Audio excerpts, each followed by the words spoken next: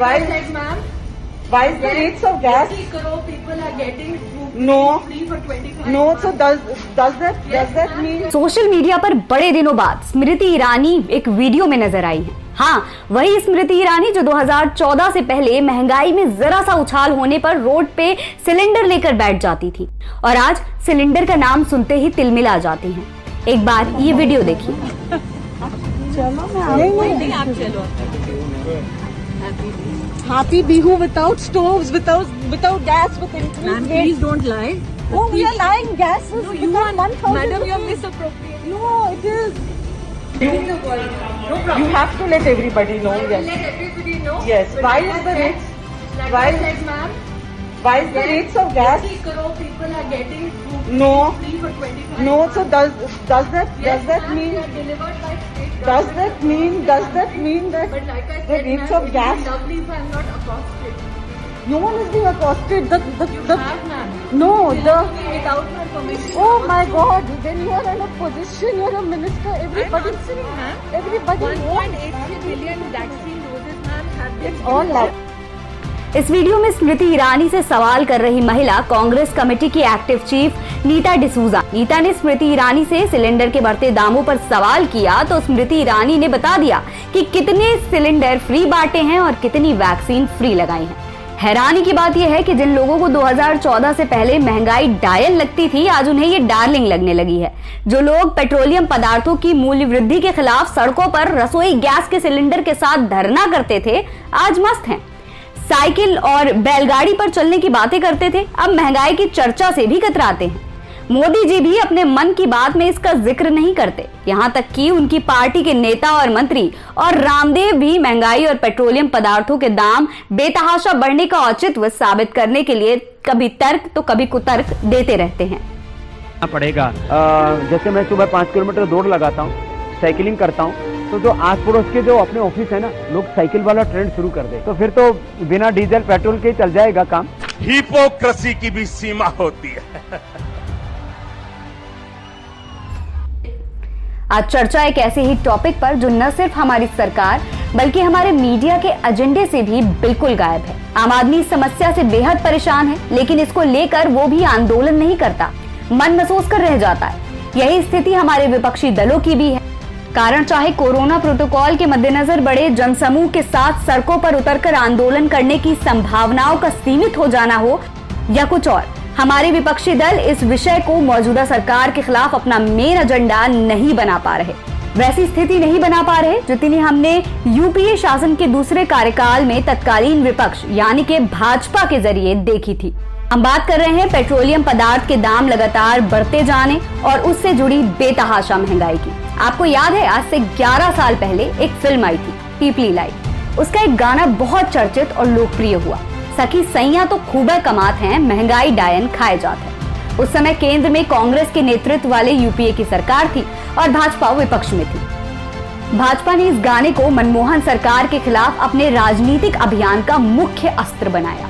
उस समय गुजरात के मुख्यमंत्री और भाजपा की तरफ से प्रधानमंत्री पद के दावेदार नरेंद्र मोदी महंगाई और खास करके पेट्रोलियम पदार्थों की कीमतों में वृद्धि को लेकर खूब बोला करते थे। उन्होंने कहा था कि पेट्रोलियम और डीजल के दाम में वृद्धि सरकार की नाकामी का प्रतीक है। साल का रिपोर्ट कार्ड के कुछ ही घंटों में उन्होंने देश में जिस प्रकार से पेट्रोल के दाम बढ़ा दिए, ये दिल्ली सरकार की शासन चलाने की नाकामयाबी का जीता जागता सबूत है। देश की जनता के अंदर भारी आक्रोश है और इसके कारण और भी चीजों पर बहुत बड़ा बोझ होने वाला है, सरकार पर भी बहुत बड़ा बोझ होने वाला है। मैं आशा करूंगा कि प्रधानमंत्री जी देश की स्थिति को गंभीरता से ले और पेट्रोल के दाम बढ़ाए हैं उसको वापस करें। वो कहते थे कि सरकार कसाई खानों को तो सब्सिडी देती है लेकिन डीजल के दाम बढ़ाती है। उस समय भाजपा के अध्यक्ष राजनाथ सिंह, प्रवक्ता प्रकाश जावड़ेकर, स्मृति ईरानी, रविशंकर प्रसाद और शाहनवाज हुसैन से लेकर तमाम नेताओं ने पेट्रोलियम पदार्थों की मूल्य वृद्धि को आम आदमी पर करारी चोट करार देते हुए तत्कालीन प्रधानमंत्री मनमोहन सिंह से बढ़ी हुई कीमतें वापस लेने और पेट्रोलियम पदार्थों पर एक्साइज ड्यूटी कम करने की मांग की थी। जावड़ेकर ने तो दावे के साथ कहा था कि हम चुनौती के साथ कह सकते हैं कि पूरी तरह से रिफाइंड पेट्रोलियम दिल्ली में 34 और मुंबई में 36 रुपए प्रति लीटर मिल सकता है। इसी तरह के दावे के साथ उस समय खुद को इकोनॉमिस्ट बताने वाले योग गुरु या कहें योग के व्यवसायी बाबा रामदेव ने भी एक टीवी शो में 35 रुपए प्रति लीटर के भाव पेट्रोलियम, 300 रुपए प्रति सिलेंडर रसोई गैस देने वाली मोदी जी की सरकार बनाने का न सिर्फ आग्रह किया, बल्कि इस कार्यक्रम में बैठे युवाओं से इसके समर्थन में तालियां तक बजवाई। अच्छा बच्चों, ये बताओ कि आपको 75-80 रुपए का पेट्रोल चाहिए कि 35 रुपए का? तो आपको जो 35 रुपए का पेट्रोल दिलाएगा उसको वोट दोगे या 75-80 दिलाने वाले को?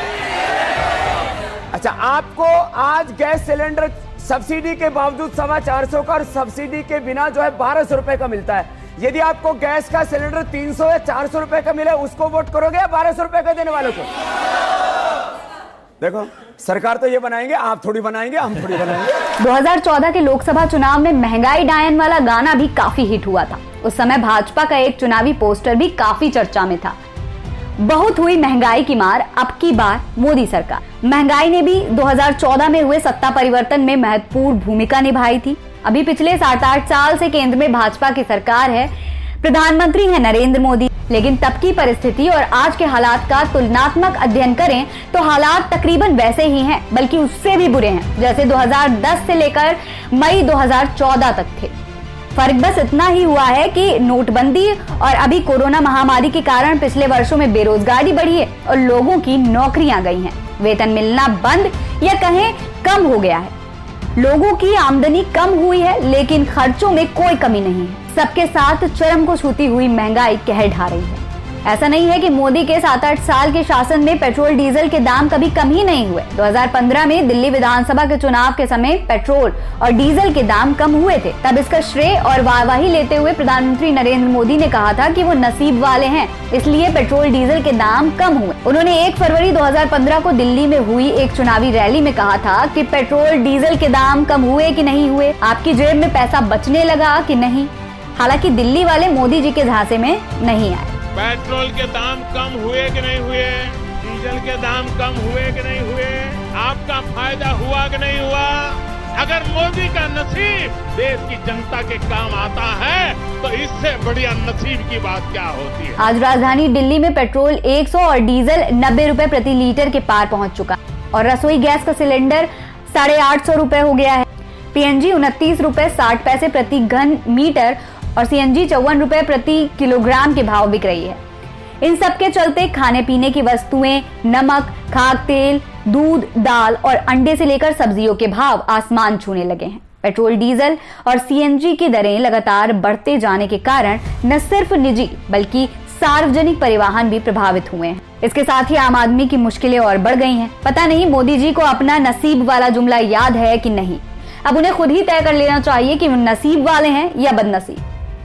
बता दें कि उस समय पेट्रोलियम पदार्थों पर लगने वाले करों को हटाने अथवा कम करने और आम आदमी को सब्सिडी देने की बढ़ चढ़कर मांग करने वाले लोग अब कह रहे हैं कि देश के विकास के लिए पेट्रोलियम पदार्थों पर लगने और लगातार बढ़ने वाले उत्पाद शुल्क यानी कि एक्साइज ड्यूटी देश के विकास को गति देने के लिए परम आवश्यक है। क्या मनमोहन सिंह के यूपीए सरकार के जमाने में पेट्रोलियम पदार्थ पर उत्पाद शुल्क नहीं लगते थे और उससे मिलने वाला पैसा विकास कार्यों के बजाय कहीं और खर्च होता था। जब भी पेट्रोलियम पदार्थों की कीमतों में कमी करने की मांग उठती है तो भाजपा के नेता इसकी जिम्मेदारी राज्य सरकारों पर डालते हुए कहते हैं कि राज्य सरकारें चाहे तो वैट में कमी करके पेट्रोलियम डीजल के दाम कम कर सकते, जबकि राज्य सरकारों और खास तौर से गैर भाजपा दलों के द्वारा शासित राज्यों के प्रतिनिधि इसके उल्टे कहते हैं कि केंद्र को एक्साइज ड्यूटी में कमी करके आम आदमी को राहत देनी चाहिए।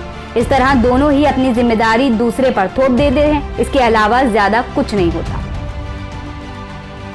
वीडियो पसंद आई हो तो वीडियो को लाइक करें, चैनल को सब्सक्राइब करें, सब्सक्राइब बटन के साथ लगे नोटिफिकेशन बेल आइकन को भी दबा दें ताकि आप हमारी हर वीडियो से अपडेट रह सकें।